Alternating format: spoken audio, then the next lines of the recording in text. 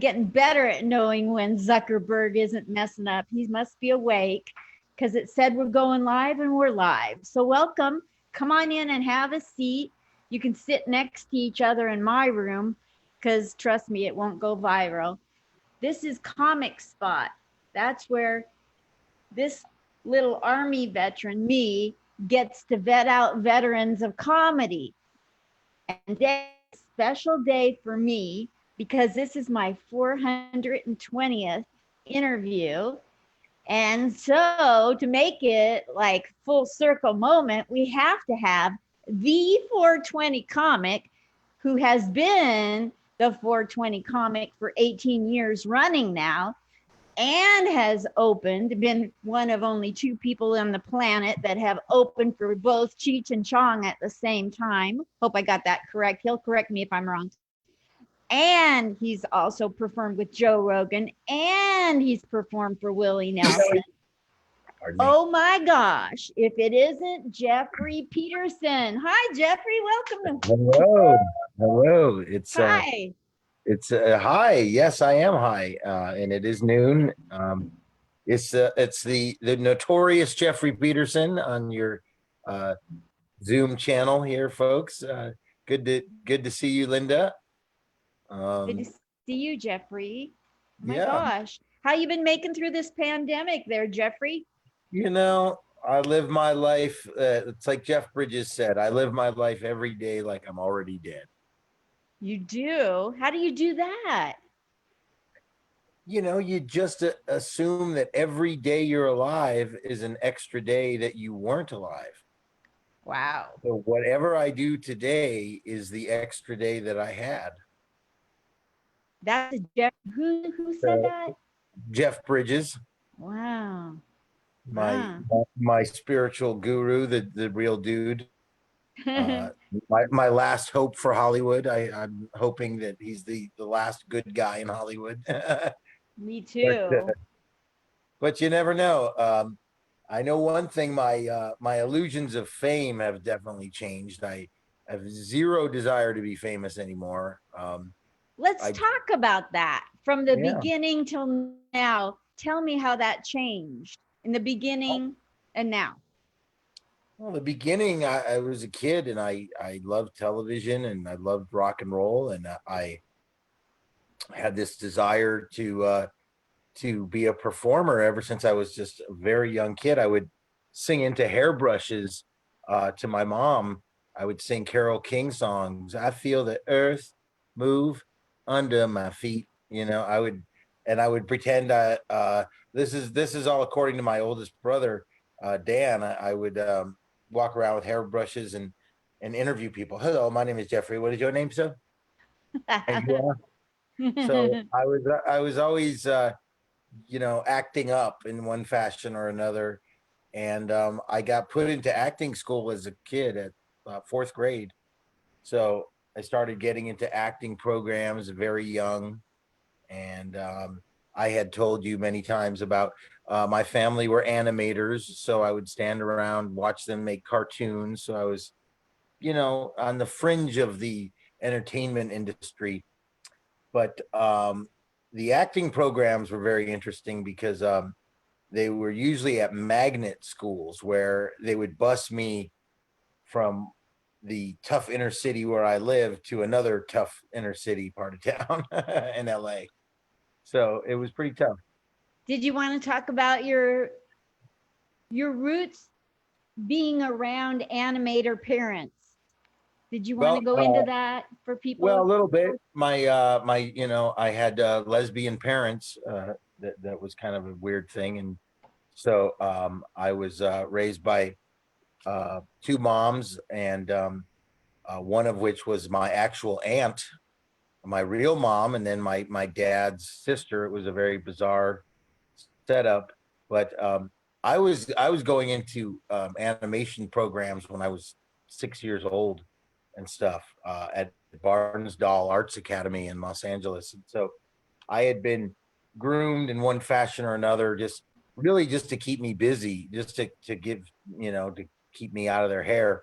But, I really I sort of aspired to be an actor, but in seventh grade, my best friend Billy Jacoby, who is now known as Billy Jane, he's a kind of a, a C-list actor, but he's been in a lot of stuff.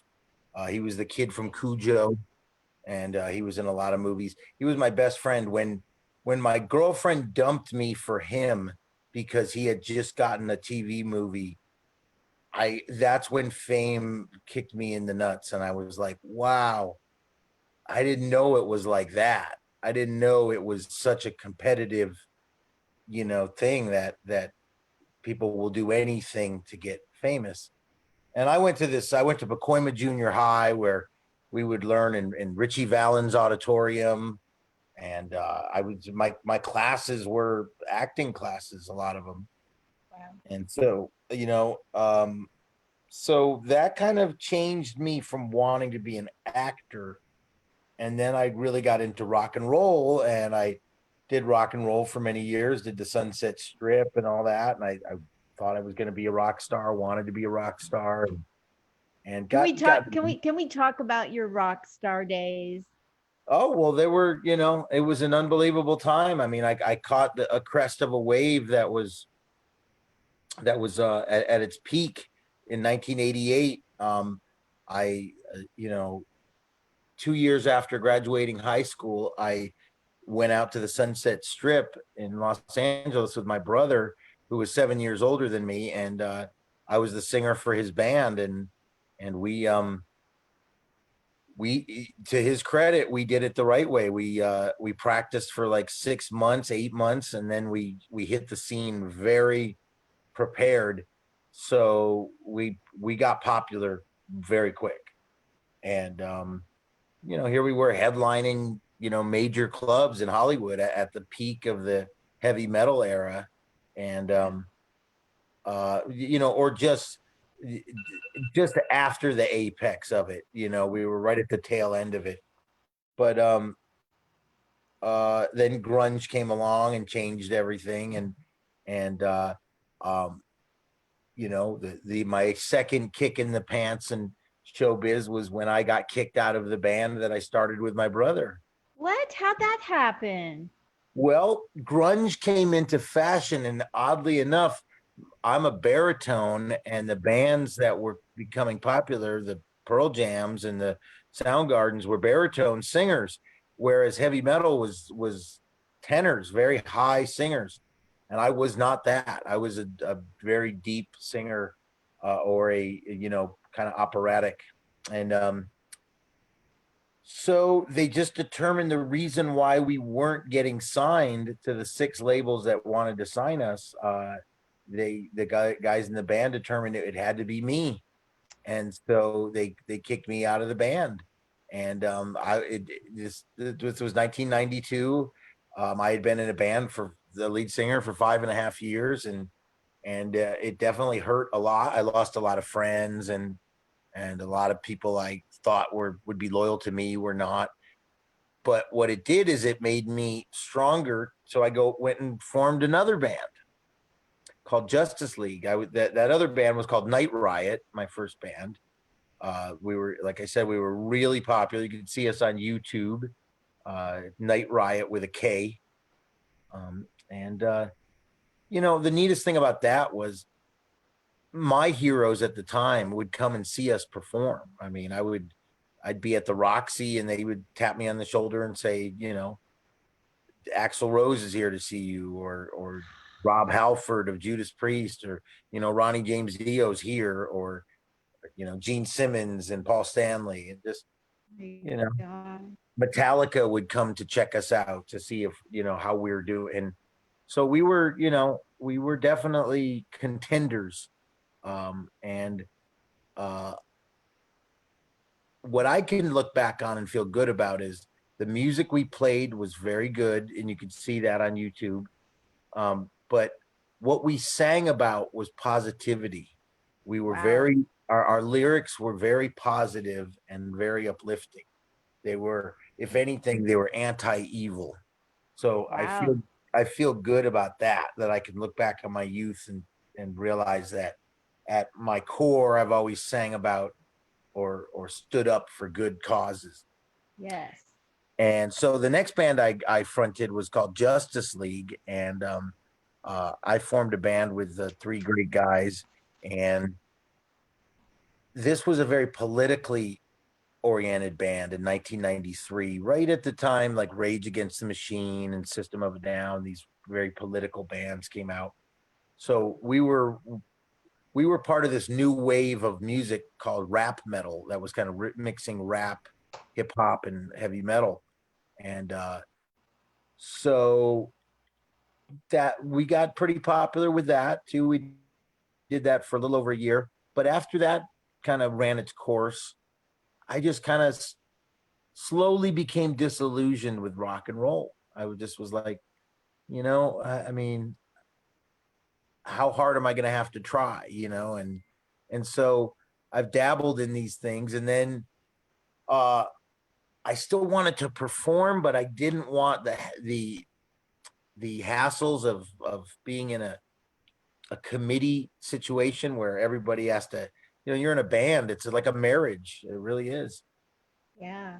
And so it was a difficult decision, but I decided, I still want to perform, and comedy has always been something that I looked up to. Like I love stand up comedy, but it intimidated me radically. I mean, I could headline a rock and roll show in front of a packed house and not be nervous, but comedy made me nervous. Comedy was like, very vulnerable. It's the most vulnerable form of entertainment you could be in, probably other than being a tightrope walker, And and especially, some people go into comedy, Jeffrey, and they just go, let me just go try. But like you sent me a list of who your influences were, and you had on the list some of the heaviest people in the world as those that you looked up to. So that must have been overly intimidating to have the unknown comic as one of your heroes in comedy and transition from the music industry to yeah. comedy with great big huge people. Well, I can say this about my journey in entertainment. I've always strived to be the best. Like Mhm. I'm not gonna enter the arena to be an amateur or to be a on the B team. So when I became an animator, I worked on the best shows. I worked on the X-Men and Batman and shows that I dreamed about working for.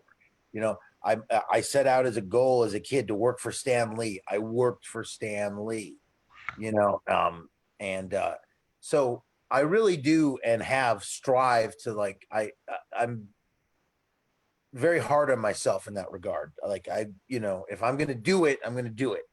So with rock and roll, like I said, I got my heroes. Ronnie James Dio would come see me, and we had 6 record labels ready to sign us, and so then when I entered comedy, at first it was to see if I could do it. It was just to see if I had the guts to do this, like walking a tightrope. Like, can you get across? Can let's see if you're even good at this. Right from the get go, it worked. It just somehow it just worked. Thanks to my friend Mark Pamplin for getting me involved. And uh, I did a Marie Callender's, and I worked with Matt Eisman, who's now a huge star. And but right away, as I slowly got into it, I've told you, like, George Lopez encouraged me to be a pot comic, and so in my head, I strive to be, well, my heroes that were living, or that were still, you know, like my heroes as a kid were George Carlin and like Richard Pryor, but uh, in comedy now, when in 2003 when I started, I was like, okay, if I could work with Cheech and Chong, that would be the ultimate. And they weren't really a duo then, so I was like, if I could work with just Tommy Chong, or just get to work with those type of people. And then the unknown comic was someone who, that's how I got my moniker. So there were certain people that I really wanted to work with, um, and I set out to work with them, and lo and behold, I had amazing experiences with them. So, they're part of my life now, and I've had friendly relationships with these, people that I looked up to, and it's literally a form of the law of attraction. I don't know if you've ever seen the movie The Secret, but I really Yes. believe in the law of attraction, and to the point where I was watching TV once, and a friend of mine that I didn't know would be a friend was on TV. Is this actor named Dave Sheridan? He was on a TV show, and he had been in a bunch of movies that people had seen, Bubble Boy and Little Man, and he's a character actor, Devil's Rejects. If you saw him, people would go, "Oh, I recognize that guy," but they probably wouldn't know his name. Well, I saw him on TV, and I said, "We're going to be friends." I don't know how, I don't know why, but I'm going to be friends with that guy. Lo and behold, we became friends. And then I'm performing with him on stage. We're doing like film bits together. It's like, so Crazy. I really believe in that kind of stuff. And so with entertainment and comedy, I'm at this point now with 18 years that I really can't think of anybody that I haven't worked with that realistically I would want to anymore. You know what I mean? It Yes. used to be Snoop Dogg just to fix that part of my resume where a million people have introduced me as working with him, but I never met him. But Wow. a lot of people think I have, but I have never met Snoop Dogg. But I don't care to as much anymore, and that's what this pandemic has done with, sadly, without going into too much detail, that with Hollywood being exposed for the dark side that it really really is, and that includes rock and roll and sports and all of entertainment, and Yep. now politics.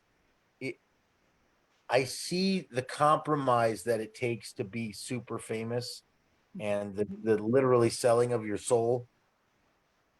I don't want that. I Exactly. would. I'd rather be a nobody. I'd rather be I a simple artist. I So applaud you for that. I think that's very noble of you to see it, very humble of you to see it and yeah, stay away from it. So, yeah, in the years that have transpired since you've been up doing stand up comedy, yeah. you have quite the life. It's like enough material for a one man show that could last a week. And you haven't even gone through what all are the good and the bad experiences in comedy, let Truly, alone all the rest of your life. So, yeah. if you were going to do a one man show with your entire life, well, would you ever write a book or do a one man show? Because it's It's in super the interesting. works. It's in the works. Yeah, it's called A Child's Passage Through Hell. Really, that's it?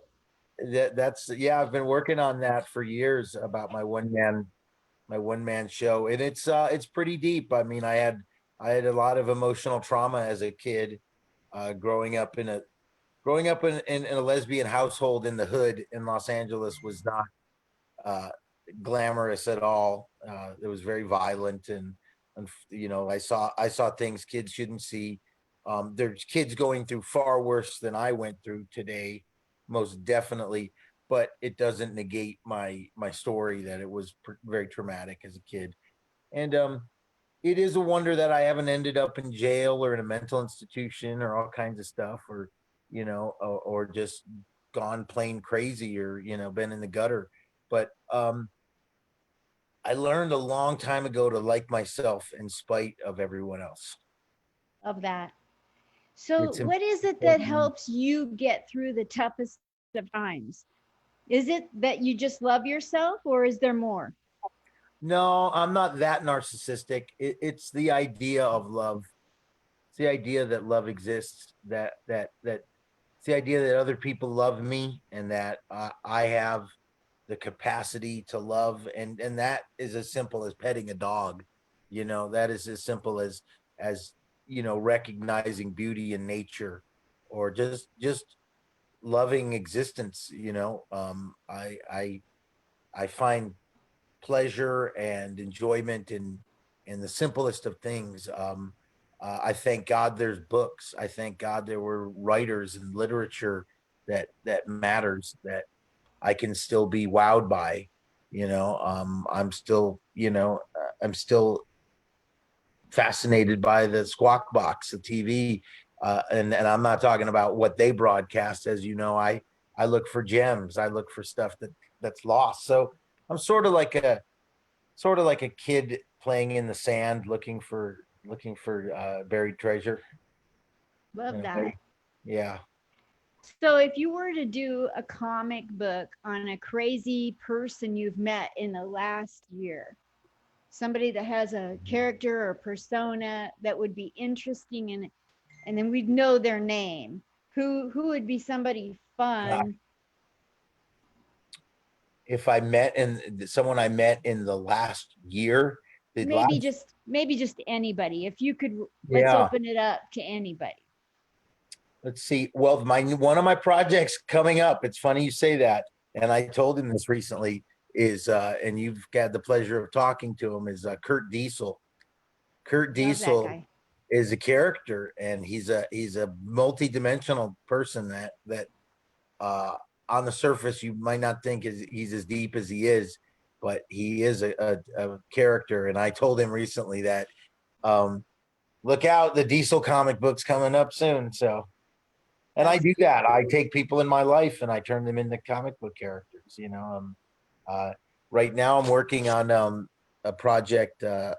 We have a comic book at the printer right now, which is very exciting for me. That's one of my most exciting positions to be in, to know that I'm like a baker, that it's in the oven right now. I know it's bread's being made, and so I love that. And then secondly, my rolling papers were hugely popular.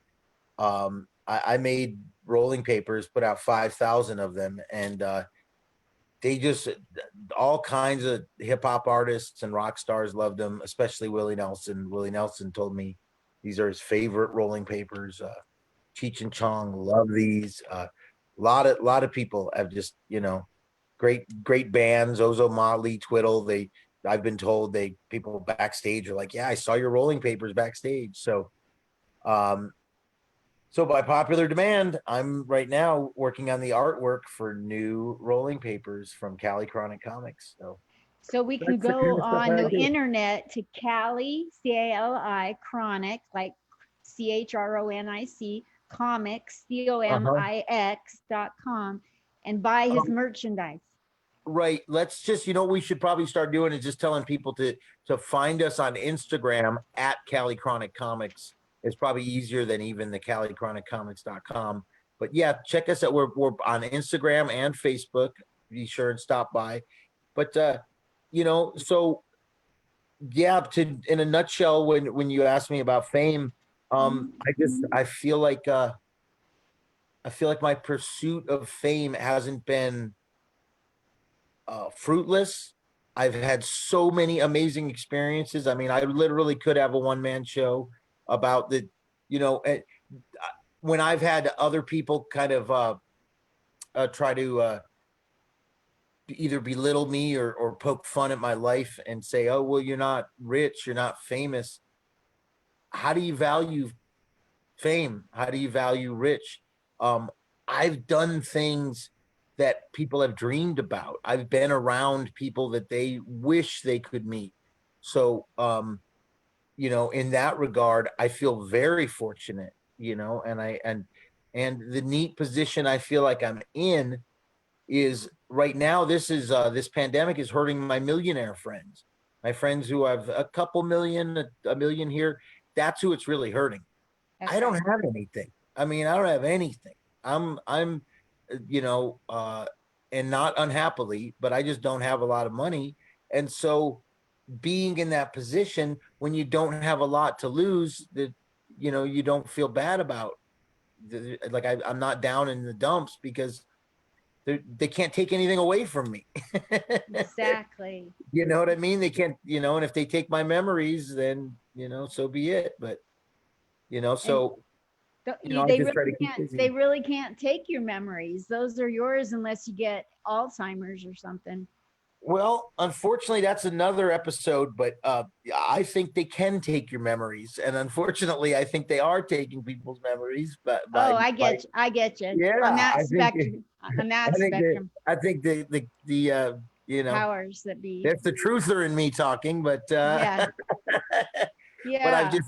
I've seen a lot of stuff about people's consciousness being replaced. But what Yes. I what I do is you know, the moment this ceased to be a comedy friendly world, stand up wise, I switched gears, started using this as a medium for one thing, and then also just really rolled up my sleeves and started getting back to art a lot. So um, I Can just can we I refuse expose to be you? bored. Can we expose you as the man who does over 100 impersonations?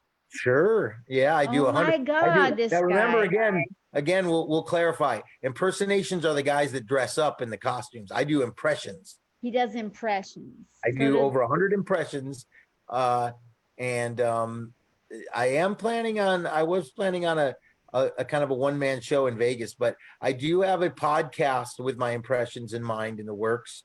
I'm working with this is the first you've heard of it. This is with my buddy Chris Chiari from King of Quality Productions.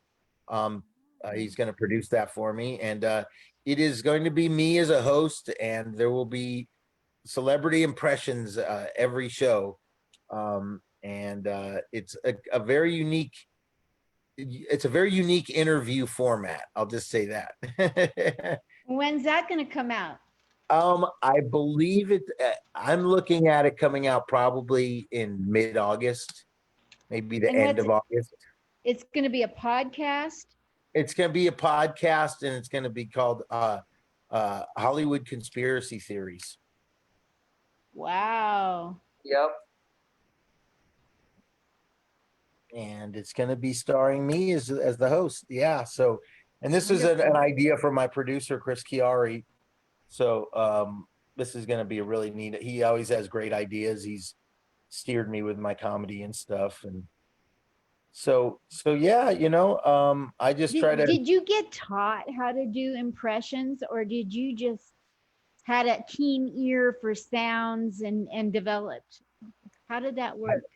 I just watch a lot of TV and stuff, and people. It started with imitating members of my family. You know, I would imitate my dad, and then other people would go, "Oh my God, do dad again," or you know, and I would pick somebody and start imitating people in life, and I was a latchkey kid. I was by myself a lot, and have been. I've been, you know, alone probably 65% of my life, you know, but and so I will talk out loud to myself, and that's one of the keys to doing impressions is being able to hear yourself do it. So I would just started with me maybe with like 5 impressions, and then some of my comedy friends like Fraser Smith, who I do comedy on his radio show.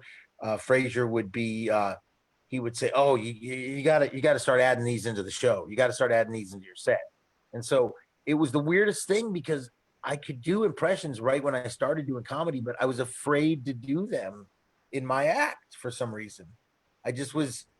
I guess I was afraid of the competition of these really great impressionists, and now that I am a professional impressionist, and I feel like, you know, I am one of the handful of good ones. I'll pat myself on the back for that. Yes. When you get back to me and tell me things like Dante, our buddy Dante tells you that I keep him on his toes, that makes me very happy because you know, it shows that I'm one of the competitors out there. I'm one of the guys that can do this, and there's not a lot of people that do celebrity impressions.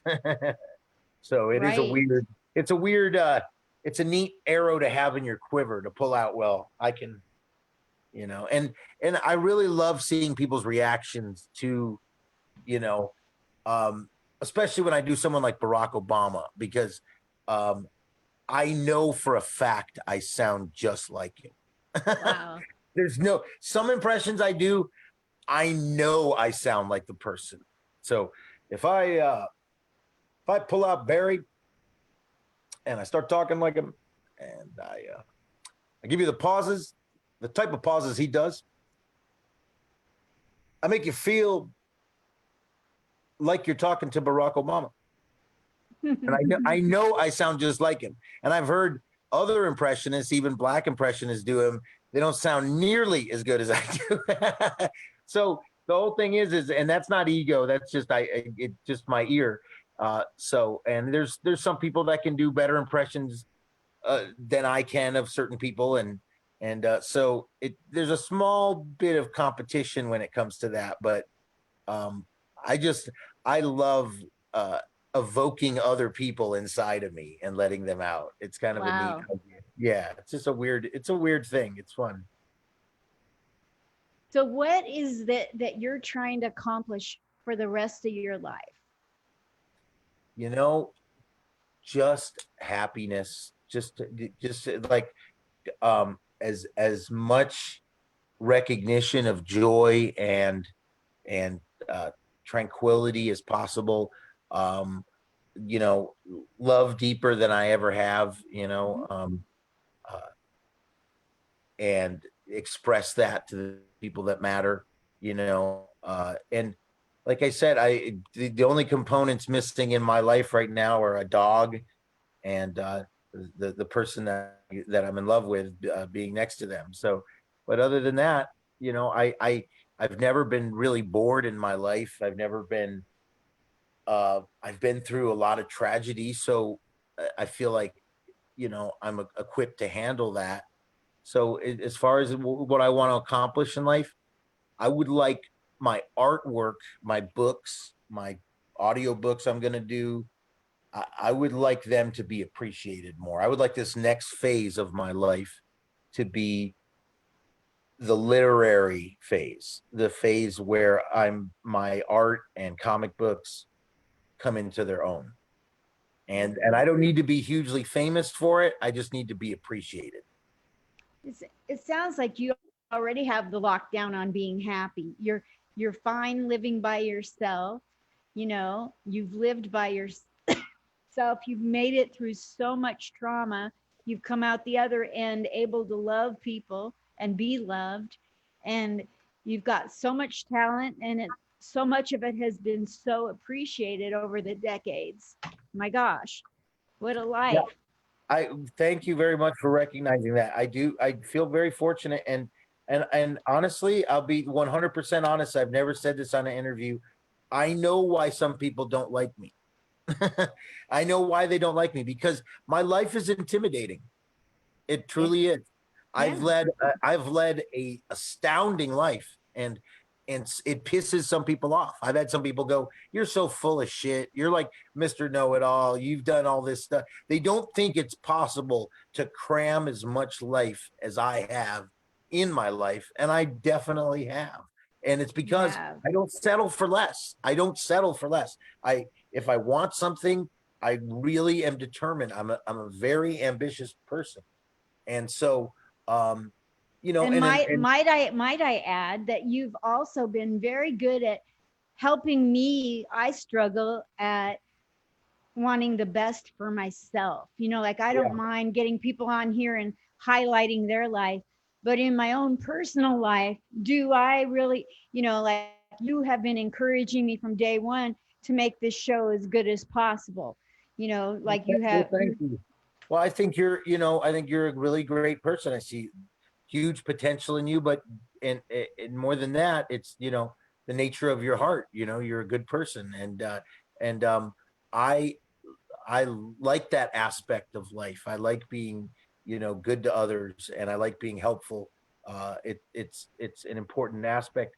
I've moved at 52. I've realized I've moved into a mentorship state in my life. So I'm a good listener. I listen to people a lot, and do. uh, when I was younger, I had mentors. When I was 25, I had people that were in their 50s that would talk to me and teach me things about life. I've had two very important people die in my arms. My mother died in my arms. My grandmother died in my arms, and my grandmother and I experienced mental telepathy when she died in my arms. So I've had Wow. supernatural experiences. I've had, you know, larger than life experiences. I've had religious experiences. I've had, you know, things that would fall under categories of unbelievable, or impossible, but they have happened, and I know they've happened, and I don't uh, I don't really fear anything other than not having the love that I have being expressed to those that matter to me. As long as everybody that matters to me knows I care about them, then that's it for me. That's good enough for me.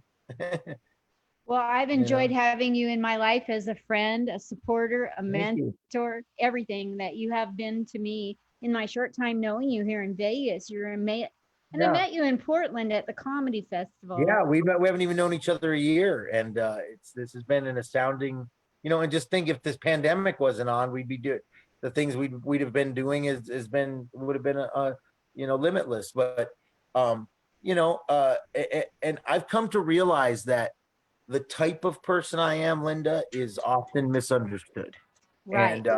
and I've watched a lot of celebrity interviews with people that are especially writers and stuff. My hero is Harlan Ellison, who wrote A Boy and His Dog and a bunch of Star Trek and Twilight Zones and stuff, and Outer Limits and stuff. He was a constant interview on TV shows in the 70s, but part of the reason why they interviewed him was because he said was exactly what was on his mind, and most people didn't like that.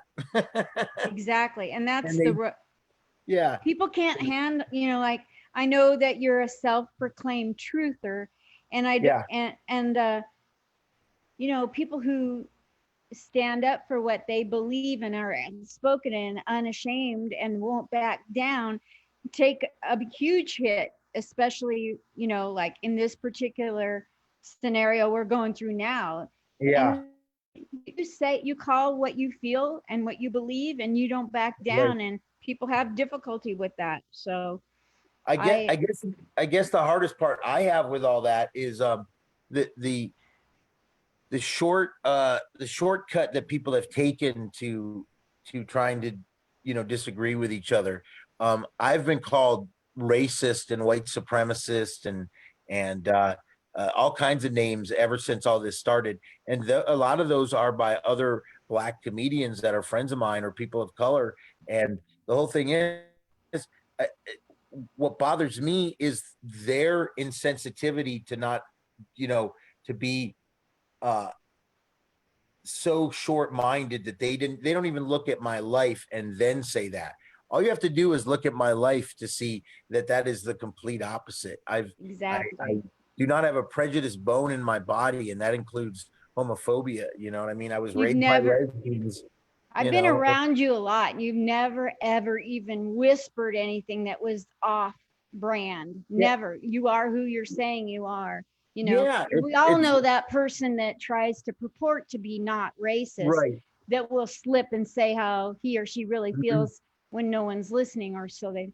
You're not that person. You are exactly who you say you are. Yeah, and it's because it's just how I was raised, my experience, and just who I am. I've never seen the sense of racism or xenophobia or anything like that, or homophobia.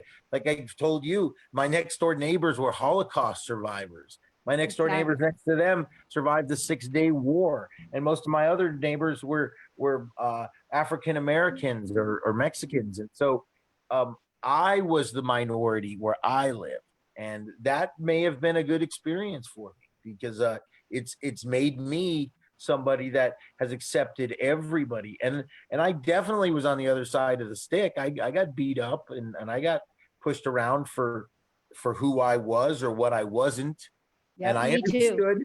I understood why they did it. I understood why people were upset, but what I don't understand is now that, like, you're not going to talk to me as a person that's lived 5 decades on this planet, that all of a sudden I'm not who I said I was or who I have been. So Exactly.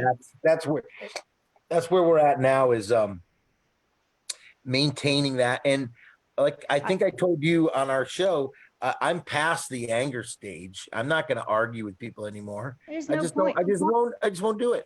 No, you know what I found? If somebody calls you out and thinks that you're something, when you open your mouth and rebut it, it just puts you more in the category that they think you're defending, and you don't need to defend. Right. But I need to cut this interview short because somebody texted me and told me I'm past the time he was expecting, so I have to go deal with a miscommunication because of time zones. These time we could talk zones. forever. So We could.